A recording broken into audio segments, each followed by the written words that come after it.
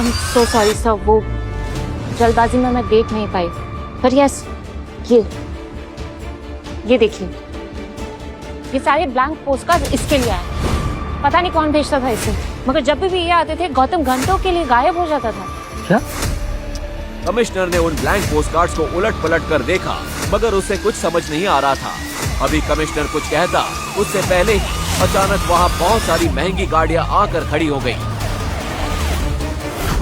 उनमें से एक कार में से चीफ मिनिस्टर निकले और उनके साथ थे राठौड़ राज परिवार के मुंशी जी। क्या हो रहा है अनूप जी? आप इनको छू भी नहीं सकते। सर ये क्या कह रहे हैं आप? अरे ये उस गैंग का सरगना लगता है। ये देखिए क्या मिला इसके पास। अनूप जी, ये चिट्ठियां गौतम को मैंने ही दी थी। तो कहीं ऐसा नहीं हो कि तुम लोगों का सारा कीमती सामान लेके एक दिन ये भाग गए? ये गौतम कभी किसी को पलट कर जवाब क्यों नहीं देता? नल्ला पति है मेरा, क्या कबीर की बात सच हो सकती थी? मैं जरा कपड़े धो लेता हूँ।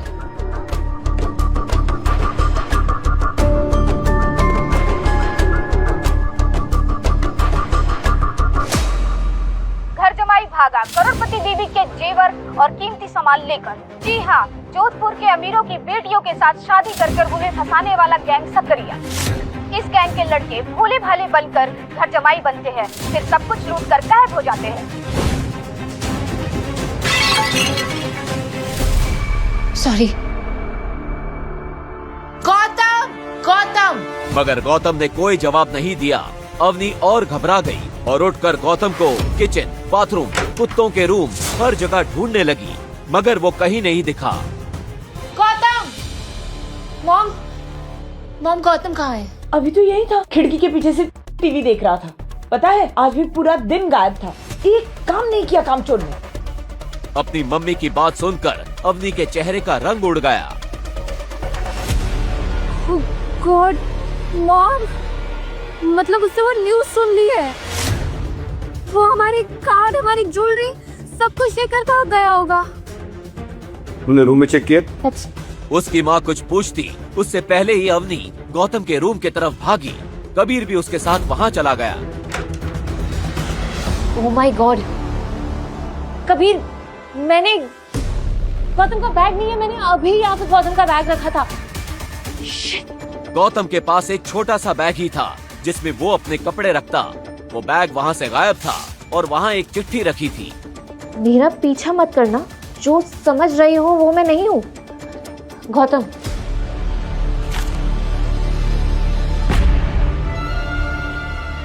फोन स्विच ऑफ आ रहा है। Let's go.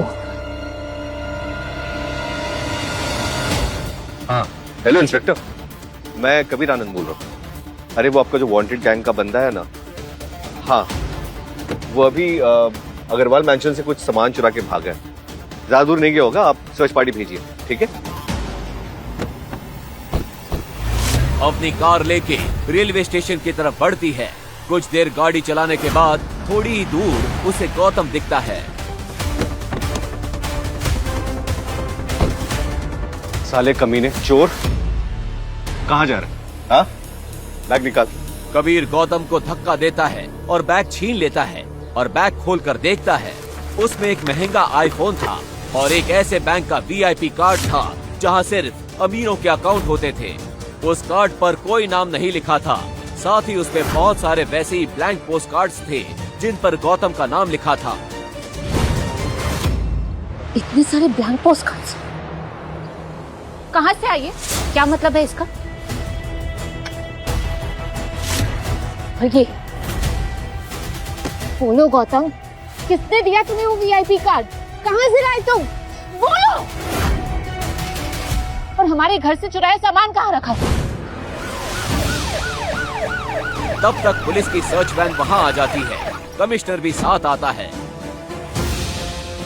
कमिश्नर अवनी से सवाल करता है। अवनी मैडम, क्या क्या सामान चोरी हुआ है आपके घर से?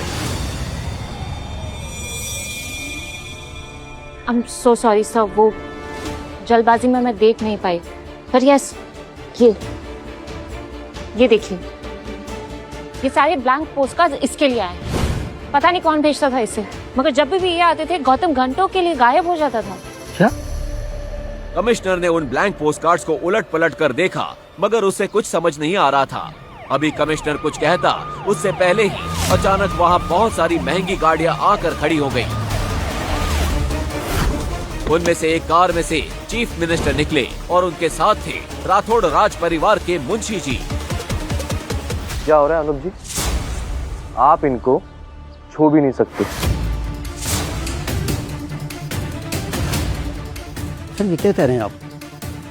अरे ये उस गैंग का सरगना लगता है। ये देखिए, क्या मिला इसके पास? अनुप जी, ये चिट्ठियां गौतम को मैंने ही दी थी। मुंशी जी। तभी मुंशी जी ने एक लाइटर निकाला और उनमें से एक ब्लैंक पोस्टकार्ड के नीचे रख दिया। उस रोशनी में उस पोस्टकार्ड पर कुछ लिखा हुआ दिखने लगा। उस पर लिखी बात पढ़कर कमिश्नर चौंक उठा। आप इनके साथ? मुंशी जी ने कमिश्नर के कान में कुछ फुसफुसाया और अपने हाथ से एक छोटी सी चीज बहुत संभाल कर कमिश्नर को पकड़ाई। उस चीज पर नजर पड़ते ही कमिश्नर का चेहरा सफेद पड़ गया, आंखें एक पल के लिए ठिठक गई और अगले ही पल वो गौतम के आगे हाथ जोड़कर सीधा खड़ा हो गया। आइए गौतम को। चीफ मिनिस्टर के बर्ताव को देखकर वहाँ मौजूद सब लोग सन रह गए। गौतम चीफ मिनिस्टर के कार की तरफ मदमस्त चाल में आगे बढ़ा। आखिर गौतम कौन था? चीफ मिनिस्टर उसको इतना सम्मान क्यों दे रहे थे? कार का दरवाजा खोलते हुए उसने एक आखिरी बार मुड़कर अवनी की तरफ देखा, पर अवनी अब भी वहाँ सफेद पड़े खड़ी थी। गौतम चीफ मिनिस्टर और मुंशी जी के साथ एक कार में बैठकर चला गया। सर, कमिश्नर ने मुंशी जी द्वारा दी गई वो चीज जब अवनी को दिखाई तो अवनी के पैरों तले जमीन खिसक गई।